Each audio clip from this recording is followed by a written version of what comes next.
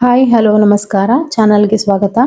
ಇವತ್ತಿನ ವಿಡಿಯೋದಲ್ಲಿ ಕುಂಡಲಿನಿ ಶಕ್ತಿ ಜಾಗೃತಿ ಯಾತ್ರೆಯಲ್ಲಿ 7 ಚಕ್ರಗಳ ಹೀಲಿಂಗ್ ಹೇಗೆ ಯಾವ ರೀತಿ ಮಾಡ್ಕೋಬೇಕು, ಹಾಗೆ ಹೀಲಿಂಗ್ ಮಾಡ್ಕೊಂಡಿಲ್ಲ ಅಂದರೆ ಏನಾಗುತ್ತೆ, ಹೀಲಿಂಗ್ ಮಾಡ್ಕೊಳ್ಳೋದ್ರಿಂದ ಏನು ಬೆನಿಫಿಟ್ ಇದೆ ಅಂತ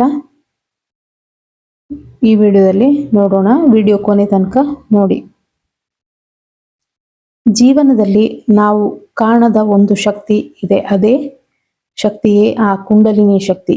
ಅದು ನಮ್ಮೊಳಗೆ ನಿಶ್ಚಲವಾಗಿ ಮಲಗಿರುವ ದೇವಿ ಶಕ್ತಿ. ಅವಳು ಎಚ್ಚರವಾದಾಗ ಜೀವನವೇ ಬದಲಾಗುತ್ತೆ. ಆದರೆ ಕುಂಡಲಿನಿ ಜಾಗೃತಿ ಅಂದರೆ ಕೇವಲ ಶಕ್ತಿಯನ್ನ ಮೂಲಾಧಾರದಿಂದ ಮೇಲೆ ಏರಿಸೋದು ಅಲ್ಲ, ಅದು ಒಂದು ಪೂರ್ಣ ಒಳಗಿನ ಶುದ್ಧೀಕರಣದ ಪ್ರಕ್ರಿಯೆ.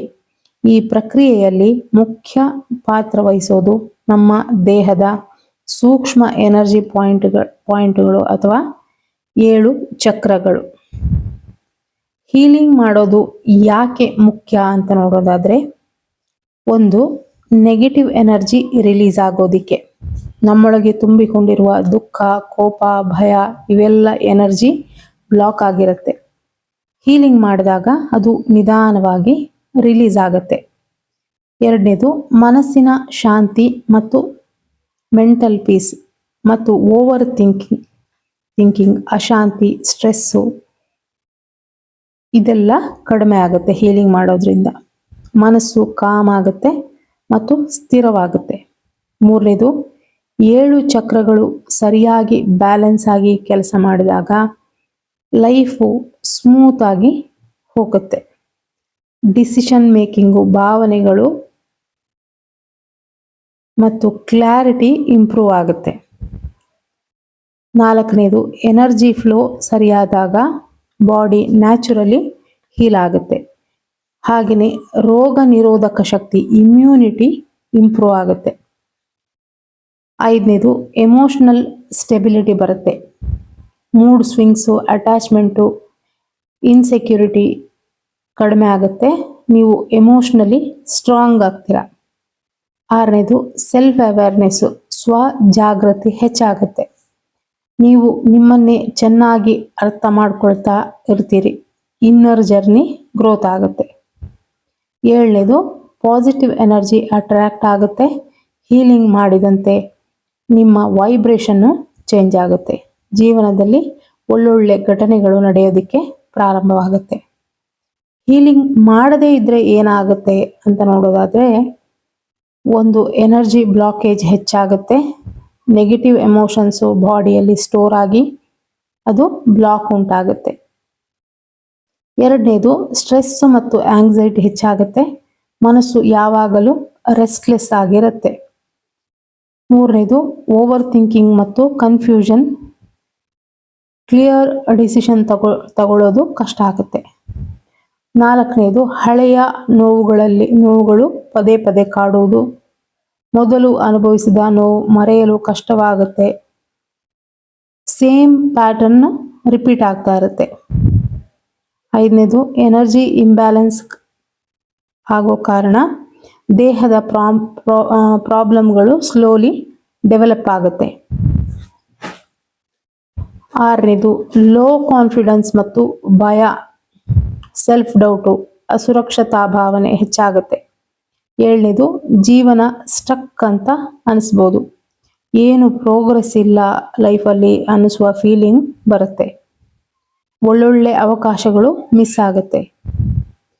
ಹೀಲಿಂಗ್ ಎನ್ನುವುದು ಒಂದು ಲಕ್ಸುರಿ ಅಲ್ಲ, ಅದು ನೆಸೆಸಿಟಿ. ಹೀಲಿಂಗ್ ಮಾಡದೇ ಇದ್ದಾಗ ನಾವು ಬದುಕೋದು ಅಲ್ಲ, ನಾವು ಸರ್ವೈವ್ ಮಾತ್ರ ಆಗ್ತಾ ಇರ್ತೀವಿ. ಜೀವನದಲ್ಲಿ ನಾವು ಎಲ್ಲರೂ ಏನನ್ನು ಹುಡುಕ್ತಾ ಇರ್ತೇವೆ, ಶಾಂತಿ, ಸಮತೋಲನ ಮತ್ತು ಒಂದು ಆಂತರಿಕ ಶಕ್ತಿ. ಹೀಗೆ ಆ ಶಕ್ತಿಯನ್ನ ಹೀಲಿಂಗ್ ಮಾಡಲು ಏನೇನು ಮಾಡಬೇಕು ಅಂತ ನೋಡೋದಾದ್ರೆ, ಒಂದು, ಮೂಲಾಧಾರ ಚಕ್ರ ಅಥವಾ ರೂಟ್ ಚಕ್ರ. ಇದು ನಮ್ಮ ಜೀವನದ ನೆಲೆ.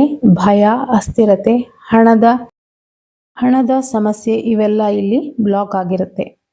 ಹೀಲಿಂಗ್ ಹೇಗೆ ಮಾಡಬೇಕು ಅಂತ ನೋಡೋದಾದ್ರೆ, ಭೂಮಿಯ ನೇರ ಸಂಪರ್ಕ ಮತ್ತು ಬರಿಕಾಲಿನ ನಡಿಗೆ. ಲಂ ಮಂತ್ರದ ಜಪ ಹಾಗೂ ಕೆಂಪು ಕಲರ್ ರೆಡ್ ಕಲರ್ನ ವಿಜುವಲೈಸ್ ಮಾಡ್ಕೋಬೇಕು. ಇದರಿಂದ ಬದಲಾವಣೆ ಏನಾಗುತ್ತೆ ಅಂತಂದರೆ ಭಯ ಕಡಿಮೆ ಆಗುತ್ತೆ, ಜೀವನದಲ್ಲಿ ಸ್ಥಿರತೆ ಬರುತ್ತೆ. ಎರಡನೇದು ಸ್ವಾದಿಷ್ಠಾನ ಚಕ್ರ. ಇದು ನಮ್ಮ ಭಾವನೆಗಳ ಮನೆ. ಅಟ್ಯಾಚ್ಮೆಂಟು, ಗಿಲ್ಟು, ಎಮೋಷ್ನಲ್ ಪೇಯ್ನು ಇಲ್ಲಿ ಸ್ಟೋರ್ ಆಗಿರುತ್ತೆ. ಇದರ ತತ್ವ ಜಲತತ್ವವಾದ್ದರಿಂದ ನೀರಿನ ಸಮೀಪ ಸ್ವಲ್ಪ ಕಾಲ ಕಳೆಯೋದು, ವಂ ಮಂತ್ರವನ್ನು ಜಪಿಸೋದು, ಕ್ರಿಯೇಟಿವ್ ಆ್ಯಕ್ಟಿವಿಟೀಸನ್ನು ಮಾಡೋದು, ಈ ಥರ ಮಾಡ್ತಾ ಇದ್ದರೆ ಎಮೋಷ್ನಲ್ ಬ್ಯಾಲೆನ್ಸ್ ಆಗುತ್ತೆ, ರಿಲೇಷನ್ಶಿಪ್ಪಲ್ಲಿ ಕ್ಲಾರಿಟಿ ಬರುತ್ತೆ. ಮೂರನೇದು ಮಣಿಪೂರ ಚಕ್ರ. ಇದು ನಮ್ಮ power centre. Self doubt, low confidence ಇಲ್ಲಿ ಬ್ಲಾಕ್ ಆಗಿರುತ್ತೆ. ಹೀಲಿಂಗ್ ಸೂರ್ಯನ ಬೆಳಕಿನಲ್ಲಿ ಧ್ಯಾನ ಮತ್ತು ರಂ ಬೀಜ ಮಂತ್ರವನ್ನು ಹೇಳ್ಕೊಳ್ಬಹುದು. ಕಾನ್ಫಿಡೆನ್ಸ್ ಹೆಚ್ಚಾಗುತ್ತೆ ಇದರಿಂದ. ಮತ್ತು ಡಿಸಿಷನ್ ಮೇಕಿಂಗಲ್ಲಿ ಕ್ಲಾರಿಟಿ ಬರುತ್ತೆ ಮತ್ತು ಡಿಸಿಷನ್ ಮೇಕಿಂಗ್ ಪವರ್ ಕೂಡ ಸ್ಟ್ರಾಂಗ್ ಆಗುತ್ತೆ. ನಾಲ್ಕನೇದು ಅನಾಹತ ಚಕ್ರ. ಇದು ಪ್ರೀತಿ ಮತ್ತು ಕ್ಷಮೆಯ ಸ್ಥಳ. ಹಳೆಯ ನೋವು, ಮೋಸ ಹೋಗಿರುವ ಘಟನೆ ಇಲ್ಲಿ ಇಟ್ಕೊಂಡಿರ್ತೀವಿ ನಾವು. ಹೀಲಿಂಗ್ ಹೇಗಪ್ಪ ಅಂದರೆ ಫಸ್ಟು ಕ್ಷಮಿಸೋದನ್ನು ಕಲಿಬೇಕು, ಪ್ರಾಕ್ಟೀಸ್ ಮಾಡಬೇಕು. ಆಳವಾದ ಉಸಿರಾಟ, ಪ್ರಕೃತಿಯೊಂದಿಗೆ ಕಾಲ ಕಳೆಯೋದು, ಇದರಿಂದ ಹೀಲ್ ಆಗುತ್ತೆ.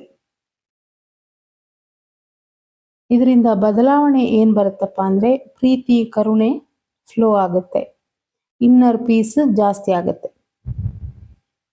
ಐದನೇದು ಇದು ವಿಶುದ್ಧಿ ಚಕ್ರ. ಇದು ನಮ್ಮ ಟ್ರುತ್ ಸೆಂಟರ್. ನಾವು ಹೇಳಬೇಕಾದ ಮಾತುಗಳನ್ನು ಸಪ್ರೆಸ್ ಮಾಡಿದ್ರೆ ಇದು ಬ್ಲಾಕ್ ಆಗುತ್ತೆ. ಮಂತ್ರ ಚಾಂಟಿಂಗು ಅಥವಾ ಸಿಂಗಿಂಗ್ ಪ್ರಾಕ್ಟೀಸು, ಇದರಿಂದ ಹೀಲಿಂಗ್ ಆಗುತ್ತೆ. ಹಮ್ ಮಂತ್ರದ ಜಪದ ಜೊತೆಗೆ ನಿಜ ಹೇಳೋದನ್ನು ಪ್ರಾಕ್ಟೀಸ್ ಮಾಡಬೇಕು. ಇದರಿಂದ ಕಮ್ಯುನಿಕೇಷನ್ ಕ್ಲಿಯರ್ ಆಗುತ್ತೆ. ಭಯ ಮತ್ತು ಜಡ್ಜ್ಮೆಂಟ್ ಮಾಡುವ ಗುಣ ಹೋಗುತ್ತೆ. ಇನ್ನು ಆರನೇದು ಆಜ್ಞಾಚಕ್ರ. ಇದು intuition centre. Confusion, over thinking ಇಲ್ಲಿ ಬ್ಲಾಕೇಜ್ ಥರ ಬರುತ್ತೆ. ಹೆಚ್ಚು ಬರುವಂಥದ್ದು ಕನ್ಫ್ಯೂಷನ್. ಇದು ಹೀಲ್ ಆಗಬೇಕಾದ್ರೆ ಸೈಲೆಂಟ್ ಮೆಡಿಟೇಷನ್ ಇಲ್ಲ ತ್ರಾಟಕ ಮತ್ತು ಓಂ ಜಪವನ್ನು ಮಾಡ್ಕೊಳ್ಬೋದು. ಈ ಥರ ಮಾಡೋದ್ರಿಂದ ಕ್ಲಾರಿಟಿ ಬರುತ್ತೆ, ಇನ್ನರ್ ಗೈಡೆನ್ಸ್ ಸ್ಟ್ರಾಂಗ್ ಆಗುತ್ತೆ. ಆದಷ್ಟು ಸೈಲೆನ್ಸಲ್ಲಿ ಮೆಡಿಟೇಟ್ ಮಾಡೋದು ಒಳ್ಳೆಯದು. ಏಳನೇದು ಸಹಸ್ರಾರ ಚಕ್ರ. ಇದು ಡಿವೈನ್ ಕನೆಕ್ಷನ್. ಈಗೋ ಅಟ್ಯಾಚ್ಮೆಂಟ್ ಇಲ್ಲಿ ದೂರ ಆಗುತ್ತೆ. ಡೀಪ್ ಮೆಡಿಟೇಟ್ ಮಾಡೋದ್ರಿಂದ ಹೀಲಿಂಗ್ ಆಗುತ್ತೆ. ಸರೆಂಡರ್, ಶರಣಾಗತಿ ಮತ್ತು ಸೈಲೆನ್ಸ್ ಇರೋದ್ರಿಂದನೂ ಹೀಲಿಂಗ್ ಆಗುತ್ತೆ. ಇದನ್ನೆಲ್ಲ ಮಾಡೋದ್ರಿಂದ ಒಂದು ಆನಂದದ ಬ್ಲಿಸ್ಫುಲ್ನೆಸ್ ಅಂತ ಹೇಳ್ತಾರಲ್ಲ, ಆ ಥರ ಆನಂದದ ಸ್ಥಿತಿಗೆ ತಲುಪಲು ಸಾಧ್ಯವಾಗುತ್ತೆ.